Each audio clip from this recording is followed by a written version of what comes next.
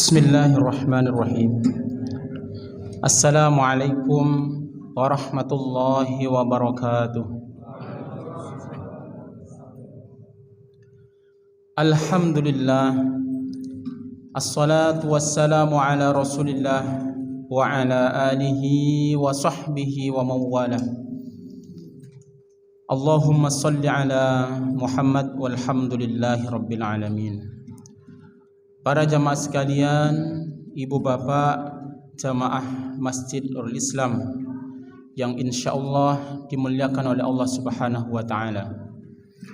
Alhamdulillah, bersyukur kepada Allah Subhanahu wa taala atas segala limpahan rahmat, taufik dan hidayahnya, sehingga pada saat ini kita masih dapat melaksanakan beberapa rangkaian ibadah di bulan Ramadan ini. Besar harapan kita semua Bapak Ibu sekalian, semoga Allah Subhanahu wa taala menerima seluruh rangkaian amal ibadah kita semuanya. Amin amin ya rabbal alamin. Dan semoga kita semua mendapatkan Lailatul Qadar. Amin. Amin ya rabbal alamin. Bapak Ibu sekalian, mohon izin untuk saat ini saya akan menyampaikan materi tentang bagaimana merenungi dosa-dosa.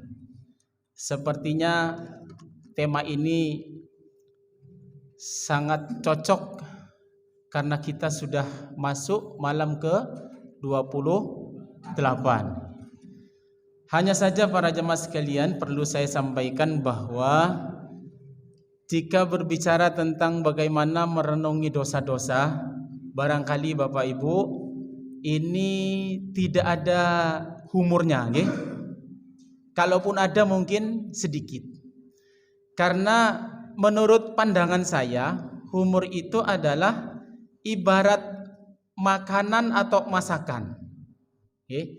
Saya mau tanya dulu Bapak Ibu sekalian, jika ada makanan atau masakan ya, lalu panjenengan tidak ngasih yang namanya garam, kira-kira masakan tersebut enak nopo boten? Hah? Enak boten ya? Atau sebaliknya Bapak Ibu, panjenengan ada masakan atau makanan, ada garam satu plastik. Kan biasanya ibu-ibu kalau beli garam satu plastik ya. Lalu terus jenengan masukkan semua ke dalam makanan itu, kira-kira enak nopo boten? Enak. Malah tidak bisa dimakan barangkali. Begitu juga dengan humor nih Bapak Ibu sekalian, karena ini sudah masuk malam ke-28.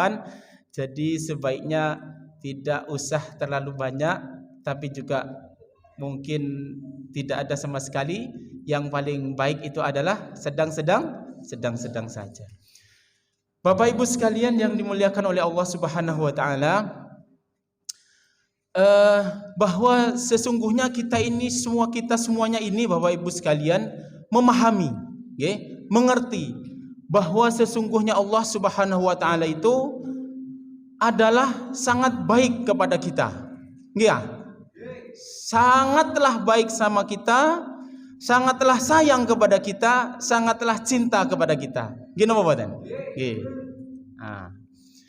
Hanya saja barangkali Bapak Ibu sekalian sebaliknya, kita saja barangkali yang mungkin, mohon maaf kalimatnya agak kasar sedikit, mungkin barangkali kita ini yang jahat kepada Allah Subhanahu wa taala.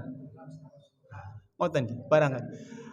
Makanya mari kita renungi bersama, kira-kira dosa-dosa kita ini loh yang sudah kita lakukan ini apa saja. Ini yang dimaksud merenungi dosa-dosa.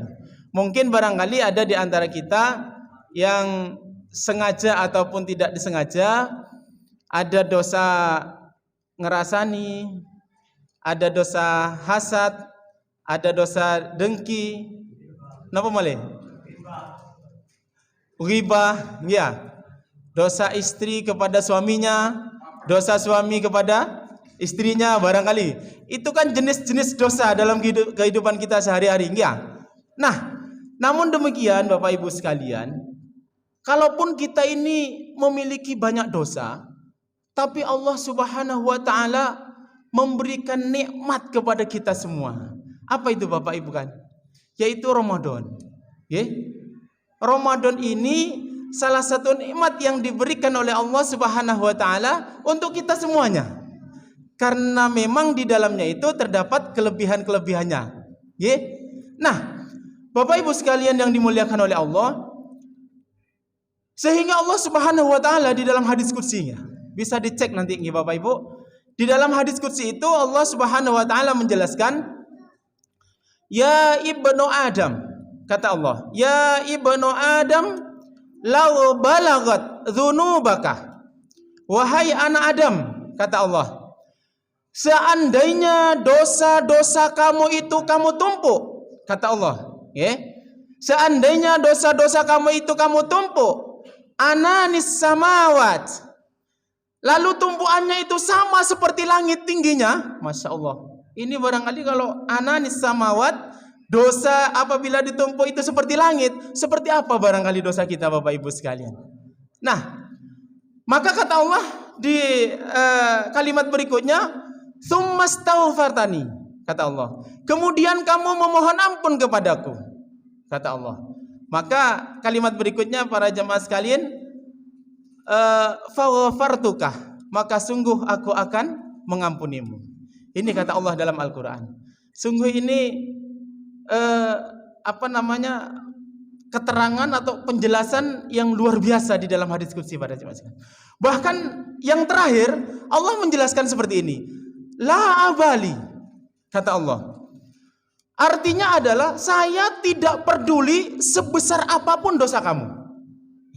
Jadi diampuni dosa-dosanya Bapak Ibu sekalian. Inilah bentuk kasih sayang Allah kepada kita. Inilah bentuk kecintaan Allah kepada kita para jemaah sekalian. Bahwa sesungguhnya Allah itu sangatlah sayang kepada kita, sangatlah cinta kepada kita. Hanya saja barangkali kita yang jahat kepada Allah.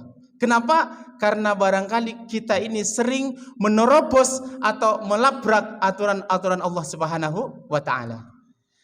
Para jemaah sekalian yang dimuliakan oleh Allah, bukankah ketika kita membangun hubungan dengan sesama manusia, antar jamaah barangkali, atau mungkin antar warga, antar rumah, depan belakang, samping kiri, samping kanan, samping kiri, membangun hubungan, berhari-hari, berbulan-bulan, semisal Bapak Ibu, bertahun-tahun semisal, atau berpuluh-puluh tahun, atau mungkin beratus-ratus tahun para jemaah sekalian, membangun hubungan yang baik dengan sesama manusia. Lalu sekali saja Bapak Ibu melakukan kesalahan, sekali saja Bapak Ibu melakukan kejahatan, kira-kira yang diingat apanya Bapak Ibu? Kejahatannya enggak? Kesalahannya enggak? Ini loh Bapak Ibu, kalau kita membangun hubungan dengan manusia.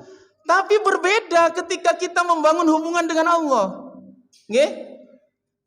Berhari-hari, berbulan-bulan, bertahun-tahun, berpuluh-puluh tahun, bahkan beratus-ratus tahun kita membangun hubungan dengan Allah, kita jahat dengan Allah, kita melabrak aturan-aturan Allah.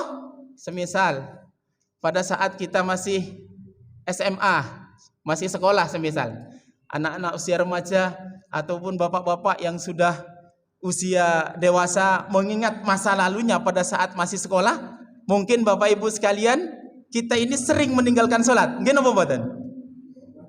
Alhamdulillah kalau mboten nggih, semisal nggih. Ini yang pertama. Yang kedua, ini sekarang yang lagi ngetren Bapak Ibu. Yang lagi ngetren sekarang. Di mana-mana yang namanya anak ataupun orang dewasa banyak melakukan yang namanya kegiatan bukber. Apa nih bukber? Buka bersama ya. Anak-anak sekolah buka bersama, bapak ibu juga buka bersama, diajak semua keluarganya masuk ke rumah makan. Begitu kumandang adzan maghrib, makan bersama-sama, ternyata setelah makan melihat tempat di rumah makan itu musolanya kecil, ternyata antri. Banyak Bapak Ibu sekalian yang lebih memilih duduk daripada sholat. Ini kan lucu. Puasa tapi tidak sholat. Ini semakin menunjukkan kebodohannya barangkali ya. Atau mungkin ada yang memang tidak puasa tapi ikut bukber. Semakin menunjukkan kebodohannya. Kan seperti itu Bapak Ibu. Atau mungkin Bapak Ibu sekalian, ada mungkin saudara-saudara kita yang sama sekali tidak menjadikan Allah sebagai Tuhan. Tidak pernah menyembah Allah. Bukan orang Islam. Mulai semenjak lahir sampai dewasa, bahkan sampai tua barangkali para jamaah, tidak pernah mempercayai Allah sebagai Tuhan. Lalu suatu ketika si orang ini melakukan kebaikan sekali saja mengucapkan kalimat syahadat. Apa yang terjadi Bapak Ibu sekalian? Dosa-dosanya itu dihapus oleh Allah Subhanahu wa taala. Gimana Bapak? Memori buruk bersama Allah Subhanahu wa taala dihapus oleh Allah. Ini Bapak Ibu sekalian, perbedaan ketika kita membangun hubungan dengan manusia dengan ketika kita membangun hubungan dengan Allah. Sangat jelas perbedaannya Bapak Ibu. Atau mungkin seperti ini gambarannya. Ketika panjenengan ingin menemui saudaranya, anggap saja saudaranya menjadi seorang pejabat, Bupati Sidoarjo, katakan ngoten ya. Kira-kira mudah nggak ditemui? Bapak, saya ingin menemui panjenengan. Oh iya siap, silahkan temui saya hari Senin jam 8, semisal. Oke, hari Senin jam 8 berangkat ke kantornya. Setelah sampai di kantornya ternyata yang menemui ajudannya. Mohon maaf Bapak sekarang sedang keluar. Monggo silahkan diatur lagi jadwalnya. Susah Bapak Ibu sekalian untuk menemui pejabat. Tapi ketika kita ingin menemui Allah, Bapak Ibu sekalian, Allah sendiri yang menyibukkan dirinya untuk menemui kita. Lihat dalam surat Al-Muzammil. Qumil laila illa qalila. Wahai manusia, bangunlah kalian kecuali sedikit, kata Allah. Nisfahu. Jika kalian tidak bisa melakukan sedikit itu, setengah dari sedikit. Coba, begitu baiknya Allah kepada kita.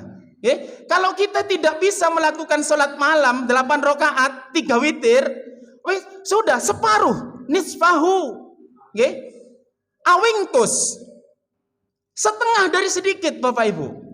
Jadi kalau dihitung-hitung barangkali Bapak Ibu, kalau Bapak Ibu itu tidak bisa melakukan sholat qiyamul lail sampai sempurna 11 rakaat, barangkali bahasa tafsir di sini 1 rakaat saja loh Bapak Ibu.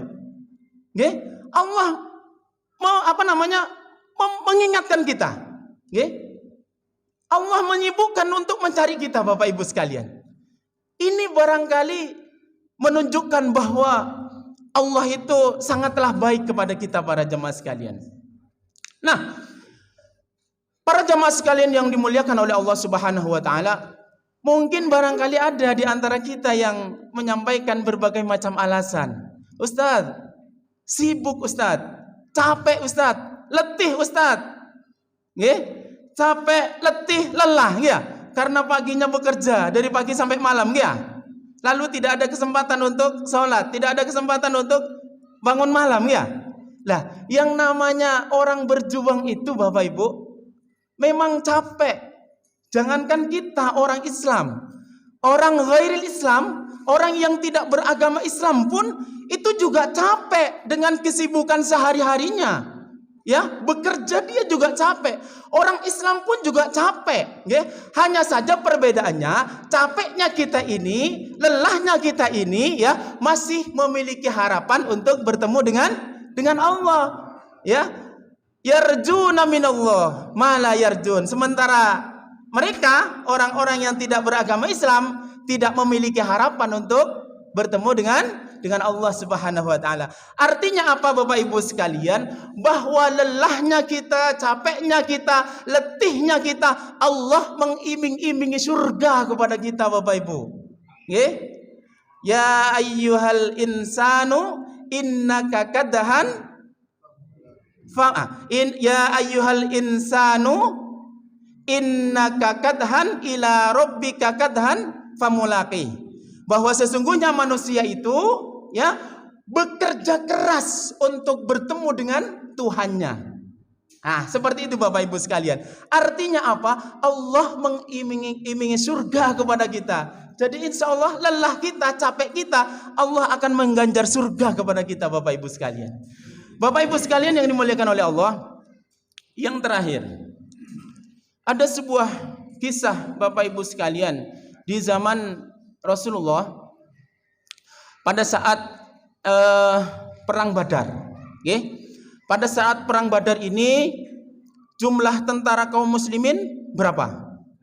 300 ya. Ada yang mengatakan 313, okay? Sementara tentara musuh 1000, okay? Akan tetapi para jemaah sekalian, tentara kaum muslimin pada saat itu bersama Rasulullah sampai duluan di lokasi peperangan. Okay? Sampai duluan di lokasi peperangan sebelum tentara musuh itu datang. Okay. Bapak Ibu, dengan segala persiapannya, walaupun jumlahnya sedikit, nih Bapak Ibu. Lalu pada saat atau ketika Rasulullah Sallallahu Alaihi Wasallam melihat tentara musuh yang begitu dahsyat pada saat itu, para jemaah sekalian, dengan jumlah tentara yang sangat banyak, dengan perlengkapan persenjataan yang sangat luar biasa, para jemaah sekalian. Lalu apa motivasi Rasulullah kepada tentara kaum muslimin pada saat itu? Kata Rasulullah Sallallahu Alaihi Wasallam, "Kumu, bangkitlah wahai kalian kaum muslimin." Kata Rasulullah, "Kumu ilal jannati arduhas samawati wal ard." Ya, untuk mendapatkan surganya Allah Subhanahu wa taala yang seluas langit dan bumi. Masya Allah, para jemaah sekalian, langsung para tentara kaum muslimin itu semuanya bersiap para jemaah. Lalu ada seorang sahabat yang bertanya kepada Rasulullah yang bernama Umair bin Humam. Bertanya kepada Rasul, "Wahai Rasulullah, apakah betul Allah Subhanahu wa taala menyiapkan surga yang seluas langit dan bumi kepada kita?" Apa kata Nabi? "Naam." Pada saat itu para jemaah sekalian, Umair bin Humam ini sedang memegang dua biji kurma untuk dimakan pada saat perang para jemaah. Yang sempat beliau makan, yang sempat Umair bin Humam ini makan, para jemaah sekalian, hanya satu biji saja. Masuk ke dalam lisannya, masuk ke dalam mulutnya. Setelah masuk dalam mulutnya para jemaah sekalian, ternyata Umair bin Humam ini tidak bisa menelan kurma. Menyampaikan kepada Rasulullah, "Wahai Rasulullah, sepertinya terlalu lama kalau saya harus menelan biji kurma ini." Apa yang terjadi para jemaah sekalian? Umair bin Humam ini langsung bergegas menuju medan pertempuran dengan segala kemampuan berperang, dengan segala yang dia miliki taktik dan strategis berperang, para jemaah sekalian. Tapi pada akhirnya Umair bin Humam ini termasuk salah satu prajurit atau tentara Allah yang gugur dalam medan pertempuran. Syahid di jalan Allah. Artinya apa para jemaah sekalian? Kisah ini dapat kita ambil pelajaran bahwa sesungguhnya ketika Allah Subhanahu wa taala sudah mengiming-imingi surga kepada kita para jemaah sekalian, makanan kurma yang sudah ada di dalam mulut ini tidak sempat dia makan para jemaah. Tidak sempat dia makan. Kenapa? Karena di dalam otaknya itu sudah ada surga para. Ini sebagai motivasi untuk kita. Maka orang Islam ketika beralasan capek, lelah, letih untuk memohon ampun kepada Allah tentang dosa-dosa yang dia lakukan, ini ya sungguh sangat disayangkan. Mari, ya Bapak Ibu, semuanya kita lelah, letih, capek. Pagi, siang, sampai sore kita bekerja. Malamnya kita harus bangun malam untuk memohon ampun kepada Allah Subhanahu wa taala. Tapi jangan lupa para jemaah sekalian, Allah Subhanahu wa taala dan Rasulnya mengiming-imingi surga kepada kita semuanya. Nggih? Banyak di dalam Al-Qur'an itu para jemaah sekalian, tidak hanya ibadah, termasuk masalah zakat. Zakat, infak, sedekah. Dalam surat yang sering dibaca oleh teman-teman. Nggih? Nopo ayatnya lupa Pak Mail. Wa masakin thayyibatan fi jannati adn. Dzalikal fawzul azim. Napa Pak Cek? Ya ayyuhalladzina amanu hal adullukum ala tijaratin tunjikum min adzabin alim tu'minuna billahi wa rasulihi wa tujahiduna fi sabilillahi bi amwalikum wa anfusikum. Berjihad dengan hartanya. Apa ayat berikutnya? Yaghfir lakum dzunubakum. Allah mengampuni dosa-dosa kita. Yaghfir lakum dzunubakum wa yudkhilakum jannatin tajri min tahtihal anhar. Surga lagi para jamaah. Surga lagi. Jadi Bapak Ibu sekalian, jamaah yang dimuliakan oleh Allah, jika panjenengan semua memasukkan infak sodako ke Masjid Nurul Islam ini para jamaah sekalian, maka Allah mengiming-imingi surga kepada kita. Monggo. Semoga Allah Subhanahu wa taala selalu memberikan ridha dan keberkahan kepada kita semuanya. Terakhir Bapak Ibu sekalian, marilah kita selalu memohon kepada Allah Subhanahu wa taala di setiap waktu dan kesempatan. Doa yang paling dianjurkan Bapak Ibu sekalian. Doa yang paling dianjurkan napa niku? Allahumma innaka afuwun tuhibbul afwa fa'fu anni. Ya Allah, sesungguhnya Engkau Maha Pemaaf dan Engkau senang memaafkan, maka maafkanlah aku. Semoga Allah Subhanahu wa taala memberikan ampunan kepada kita semuanya. Amin amin ya rabbal alamin. Aqulu qouli hadza astaghfirullah li wa lakum innahu huwal ghafurur rahim. Subhanakallahumma wa bihamdika asyhadu an la ilaha illa anta nastaghfiruka wa natubu ilaik. Assalamualaikum warahmatullahi wabarakatuh.